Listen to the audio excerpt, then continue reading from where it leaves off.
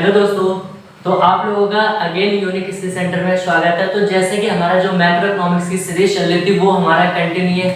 तो उसमें ऑब्वियसली बात है कि मैंने जो लगभग नेशनल इनकम का पूरे चैप्टर को कंप्लीट करवा दिया, प्लस हमारा जो बैंकिंग मनी एंड बैंकिंग का चैप्टर था वो भी पूरे डिटेल में वहाँ पर मैंने आपको एक्सप्लेन कर दिया हर एक टॉपिक्स को। और इसके अलावा हमारा जो बजट का था वो भी हमने क्या था कि एक सीरीज के थ्रू क्या था पूरा कंप्लीट किया था। तो अब हमारा जो एक नेक्स्ट यूनिट पे हम बात करेंगे, और जो यूनिट थोड़ी सी जैसे कि हमारा नेशनल इनकम था सेम एज इट इज उसी की तरह थोड़ी सी लॉन्ग यूनिट है। और इस चैप्टर में जो हमारा है डिटरमिनेशन ऑफ इनकम, ठीक है। तो ये बेसिकली क्या होता है कि अगर बुक के अकॉर्डिंग देखा जाए उसके 3 पार्ट्स मतलब 3 यूनिट है।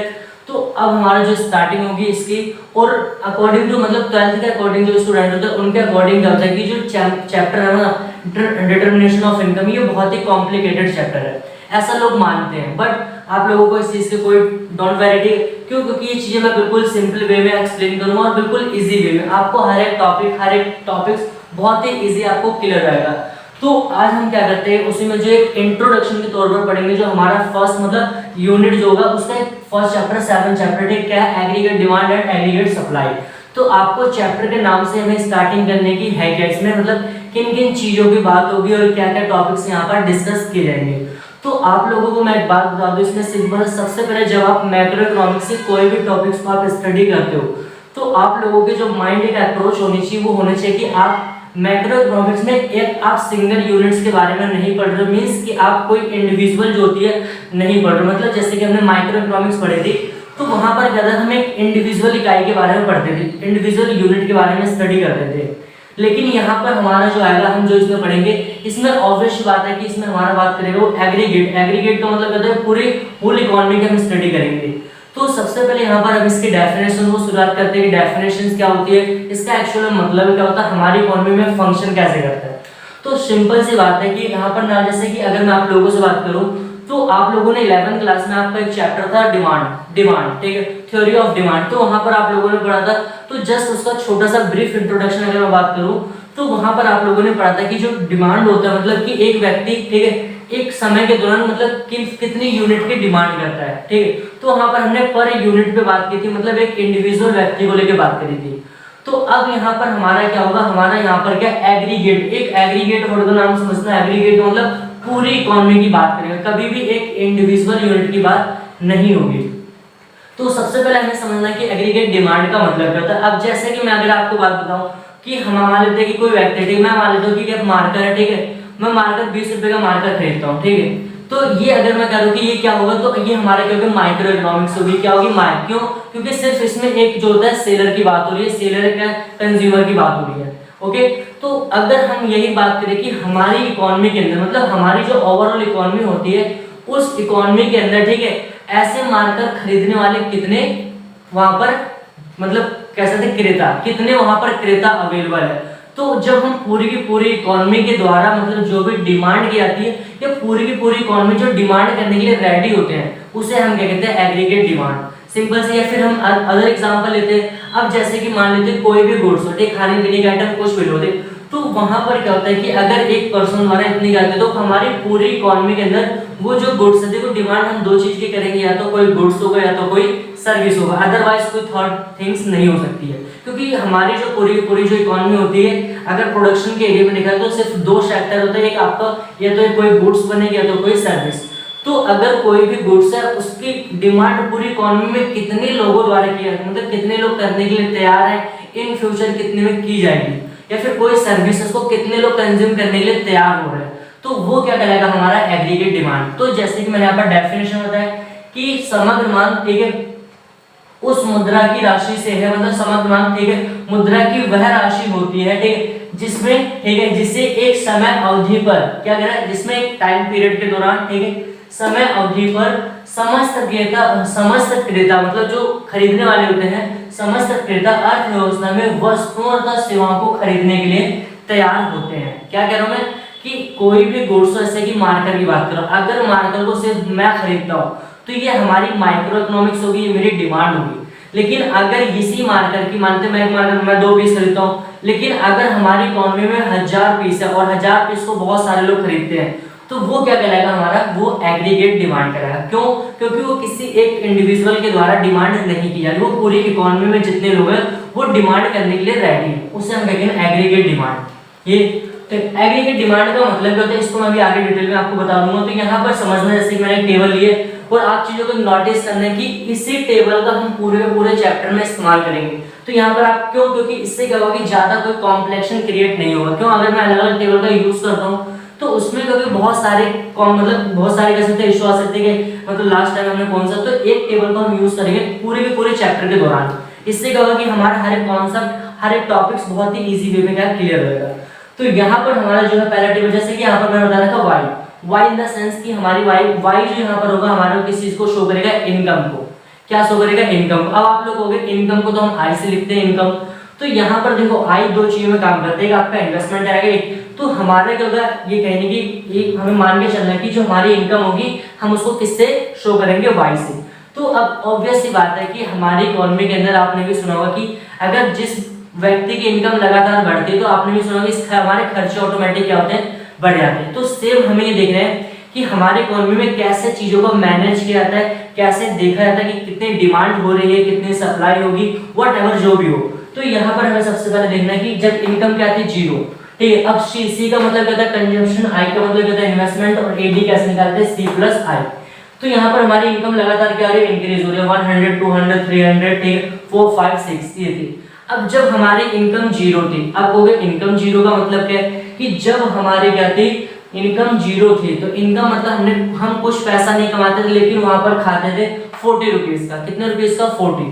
तो इसे हम क्या, कंजप्शन। क्यों, अब कहोगे ऐसे कैसे पॉसिबल है। आप लोग इस पे थोड़ा सा खुद ही सोचिए कि अब अगर आप एक स्टूडेंट हो, अगर आप एक स्टूडेंट हो तो आप लोगों को ऐसा नहीं कि आप जॉब करते हो, मान लेते कि आप में से कोई पार्ट टाइम वगैरह जॉब करता है, इट्स ओके, वो अलग मैटर है। अगर मान लीजिए कोई ऐसा स्टूडेंट है जो मतलब जॉब नहीं करता है, तो क्या उसे खाने के लिए मतलब भोजन नहीं मिलता, कपड़े मतलब पहनने के लिए कपड़े नहीं मिलते, या फिर पढ़ने के लिए कॉपी किताबें नहीं मिलती, सबको मिलती है, इनकम जीरो में। तो इस प्रकार का जो भी हमारा कंजप्शन होता है, क्या इस प्रकार का जो भी कंजप्शन होता है, हम उस प्रकार के कंजप्शन को सी बार से डिनोट करते हैं, और वो हमारा कहलाता है ऑटोनोमस कंजप्शन। क्या कहलाता है, ऑटोनोमस कंजप्शन, हम जिसे हिंदी में कहते हैं स्वायत्त उपभोग। कौन सा उपभोग करते हैं, स्वायत्त उपभोग। ये चीज आप थोड़ा सा याद रखना, ये आपका एग्जाम में पूछा जाता है कि जब हमारी इनकम जीरो हो और उस इनकम पर जो भी हम कंज्यूम करते हैं वो हमारा क्या होगा, ऑटोनोमस कंजप्शन। और अब देखो, और यहाँ पर अगला क्या है कि हमारी इनकम बढ़ गई, हमारी इनकम भी जीरो से 100 गई, तो हमारे खर्चा जो क्या है कि हम 100 रुपए कमा रहे हैं लेकिन क्या 120 रुपए खा रहे हैं। ऐसा पॉसिबल है, ऑब्वियस सी बात है पॉसिबल है। क्यों, क्योंकि सिंपल बात है, अगर मैं 100 रुपए कमाता हूँ तो मैं क्या 120 रुपए नहीं खा सकता, 20 रुपए किसी से मैं उधार लूंगा, फिर अपनी जो मेरी प्रीवियस जो मेरी सेविंग होगी उसमें से निकाल लूंगा। तो यहाँ पर क्या 120 रुपए। अब देखो आगे कि हमारी इनकम कितनी है, 200 बढ़ गई, हम कंजप्शन क्या होगा, 200 हो गया। सिंपल बात है, इनकम बढ़ रही, कंजप्शन क्या बढ़ रहा है।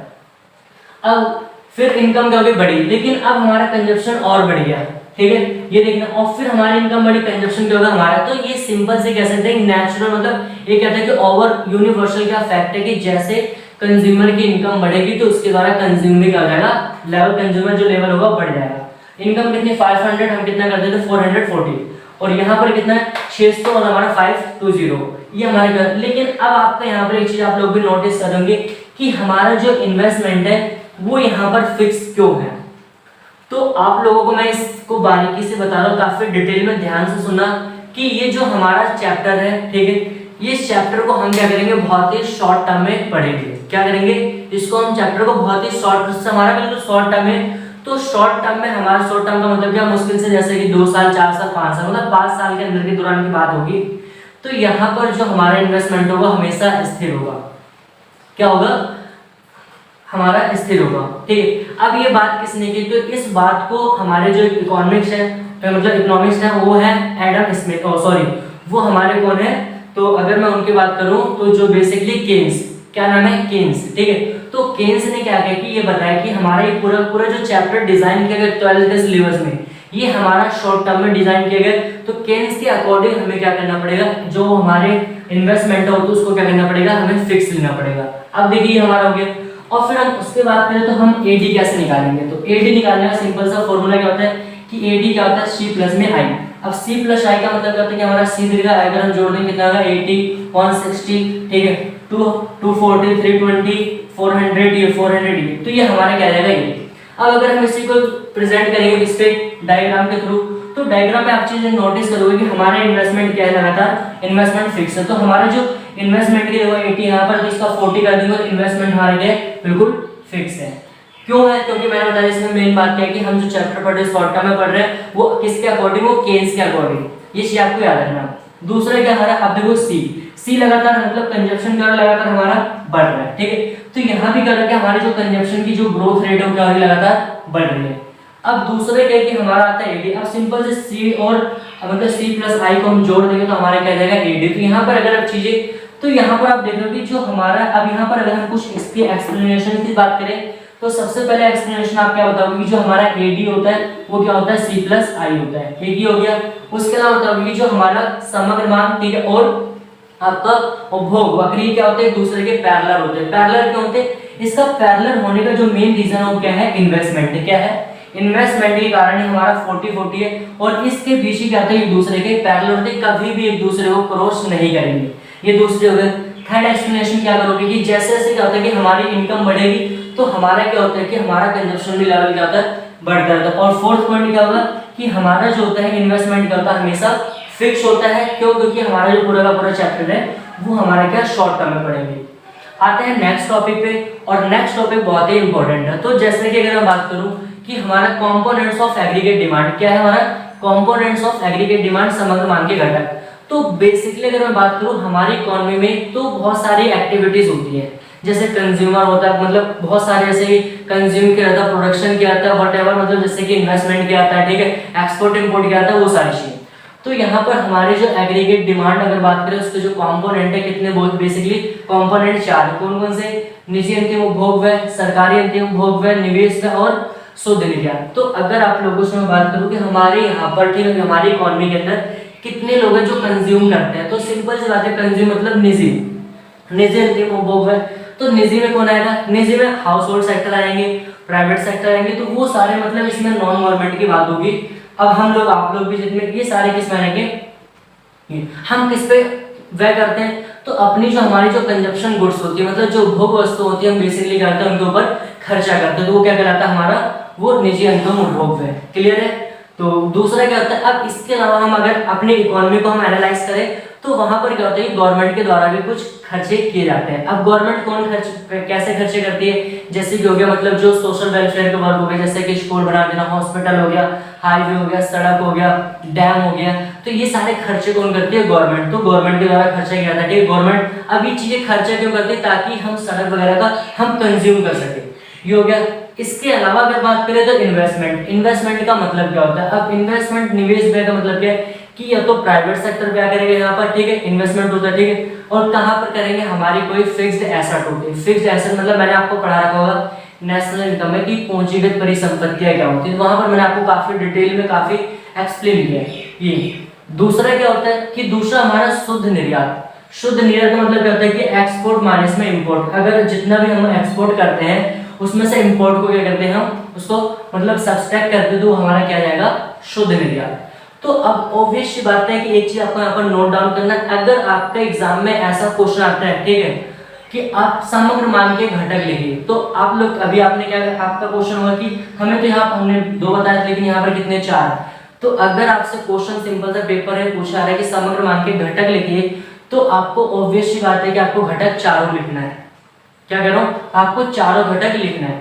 लेकिन अगर आपको समझने का, अगर आप 12th के सिलेबस के अकॉर्डिंग देखोगे तो बेसिकली हमारे जो आने वाले पूरे जो चैप्टर्स होंगे, भी पार्ट 1 पार्ट 2 पार्ट 3 जो भी आपके पार्ट्स आगे आएंगे, तो हम सिर्फ क्या होगा, यहाँ पर 2 कंपोनेंट्स को ही ज्यादा, 2 कंपोनेंट हमें क्या स्टडी करना है, तो एक आपका निजी अंतिम उपभोग व्यय, दूसरा क्या हमें आपका आय, दूसरा में क्या पढ़ना है आपको इन्वेस्टमेंट, ठीक है। और बाकी हमारा जो गवर्नमेंट सेक्टर को नहीं पढ़ना, जो एक्सपोर्ट और इंपोर्ट होता है इसको हमें कोई स्टडी नहीं करना। तो देखो यहाँ पर, तो हमारा मैंने यहाँ पर एक फॉर्मूला लिखवाया था कि एग्रीगेट डिमांड का मतलब क्या होता है कि कंजप्शन प्लस में इन्वेस्टमेंट, ये 2 मेन 4 होते हैं, लेकिन हमें अकॉर्डिंग टू सिलेबस अगर बात करनी है तो हमारे जो कंपोनेंट है वो क्या 2 होते हैं। तो आई होप कि इस आपको वीडियो में सारी चीजें क्लियर होंगी। ये हमारे इंट्रोडक्शन वीडियो था। तो नेक्स्ट पार्ट में हम देखेंगे एग्रीगेट सप्लाई क्या होती है, फिर उसके कंपोनेंट्स क्या होते हैं। सो अगर आप लोगों को वीडियो पसंद आ रही है तो वीडियो को लाइक करिए, शेयर करिए और चैनल को सब्सक्राइब करना ना भूलें। Thanks for watching this video.